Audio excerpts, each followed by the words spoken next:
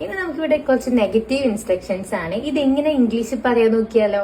മോഷ്ടിക്കരുത്, don't steel.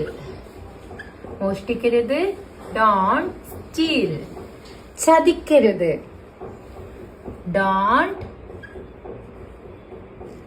Cheat.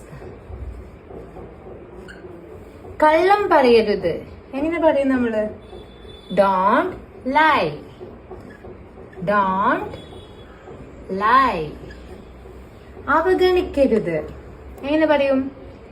Yes, don't ignore, don't ignore.